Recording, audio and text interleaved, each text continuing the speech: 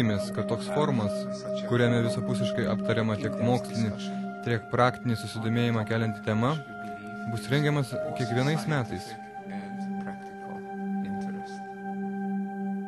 2006 metų kovo mėnesį į Düsseldorfą susirinko mokslininkai, kurie savo tyrimais atskleidė, kad teisingos visuomenės pagrindai sukurti jau prieš 1000 mečius, aprašyti senoviniuose mokymuose.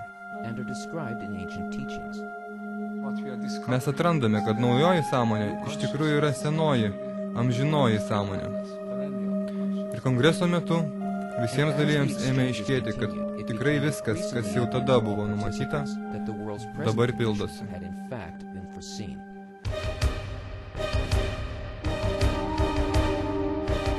Turime smegenis. Klausimas yra štai koks. Kaip jas panaudojame? Tarkim, jei mes būtume ateiviai iš kitų planetų ir atskleistume į Žemę, tai išklausę naujienos vargu ar manytume, jog stebime mąstančią žmoniją.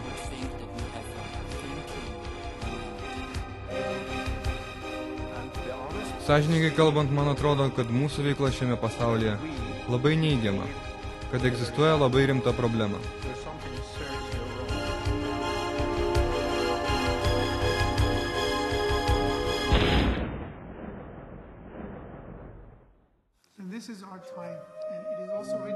Tai vyksta dabar.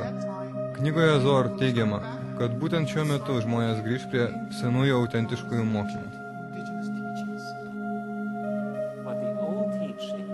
Daugelis šių senųjų mokymų ir tradicijų tikrai kalba apie įvyksiantį baisų įvykį, apie Armagedoną. Tai yra apie siaubingas žudynės.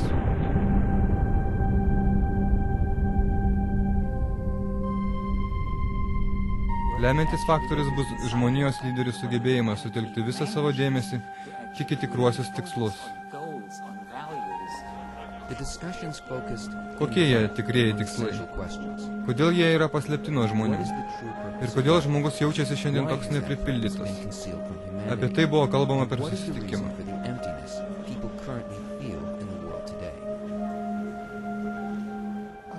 Esame sudaryti iš noro gauti malonumą. Tačiau problema ta, kad mums pildant savo tuščią norą, malonumas, kurį gauname, sunaikina šį norą.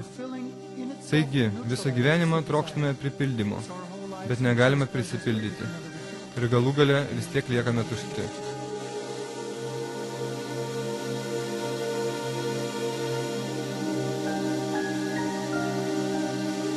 Esame panirę į egoizmą.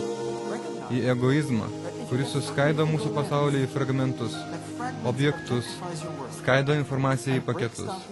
Ir galiausiai gyvename suskaidytume pasaulyje ir patys esame suskaidyti. Praktiškai visi teigia, kad norėdami suvokti šiandieninę padėtį, turime prisikasti iki problemos esmės. Visas kelias toks, kad žmogus pradėtų dialogą su savo sąmonės kita pakopa. Tai yra tikras dialogas su savo vidinė pusė.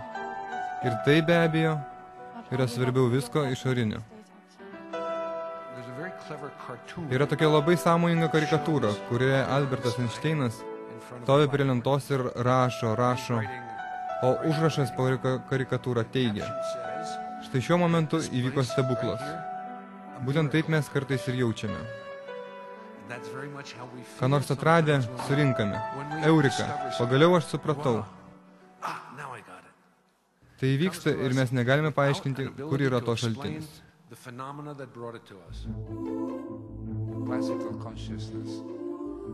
Pagal klasikinį sąmonės modelį viskas vyksta smegenyse ir yra sukeliama smegenų. Tačiau šiandien eksperimentų duomenys rodo, jog tai neapsiriboja smegenimis ir netgi nėra jų vaisius. Mūsų platesnė sąmonė yra ne smegenyse ir nėra jų ribojama, nes mūsų sąmonė nelokali. Nebūdami kūne, mes galime patirti sąmoningų išgyvenimų.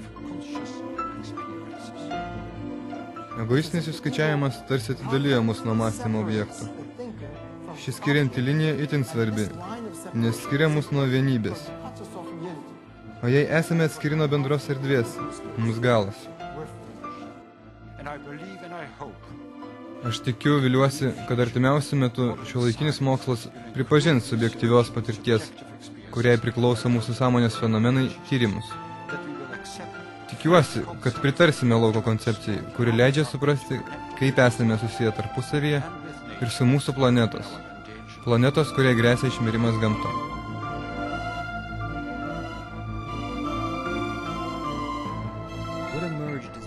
Praktiškai visi dalyviai sutarė, jog žmonija vienas kūnas, vienas organizmas, vienas su kitu susijęs. Šiandieninė globalizacija sukuria įspūdį, kad pasaulis kaip vienas didelis kaimas, kuriame visi susiję vienas su kitu.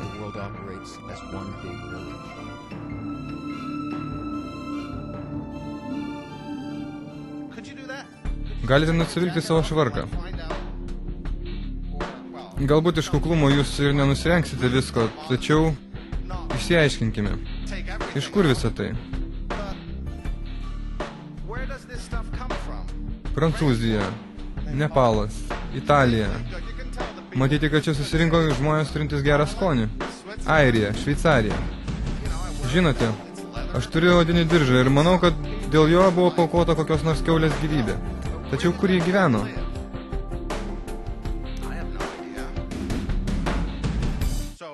Kur aš lenkiu? Noriu pasakyti, kad planetos sąmonė – reiškinys, kuris egzistuoja ir veikia kiekvieną sekundę. Ji yra čia visą laiką. Mes ir esame bendra planetos sąmonė. Šiandien yra užtektinai įrodymų, kad visi gyvi organizmai ir visi žmonės apsupti įvairių jėgų laukų. Ir tie laukai skirtingais momentais gali būti žmonių poelgių tarpininkai.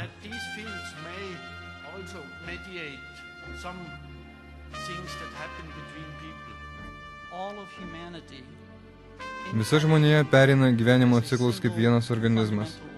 Tikslingai. Pagal sumanymą žmonija vienas kūnas. Kartos ateina ir išeina, lygiai taip pat kaip odos ląstelės, kai kūnas apsivalo nuo senųjų ląstelių ir kiekvieną minutę, kiekvieną valandą prisiaugina naujų.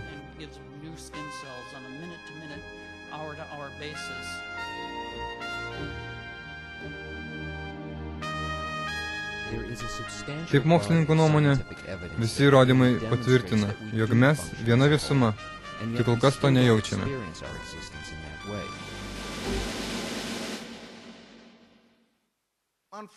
Jaučiu, kad mes dėja nepakankamai suvokiame, kad pasaulis jau yra mumise.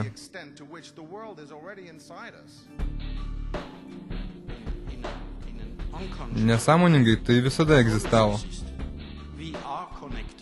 Mes jau esame sujungti tarpusavyje.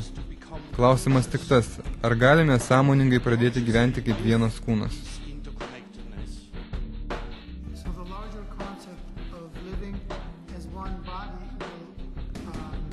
Taigi žmonijos kaip vieno gyvo organizmo vizija nulems, kokia galų gale bus mūsų visuomenė. Todėl šiandien turime susivienyti, kad padėtume pasauliui tai įsisąmoninti. Turiu dar kartą pabrėžti visą prabudimo svarbą. Tai išgyvenimo pagrindas. Problema ta, kad būtina pakeisti mąstymą. Pagrindinė Vernackio idėja ta, kad žmogui sąmoningai, aktyviai veikiant buvo suformuotas naujas geologinis sluoksnis. Kad Žemė, tai yra pačia jos materija, transformavo sąmoningą žmonijos veiklą. Ir tai būtent yra noosfera.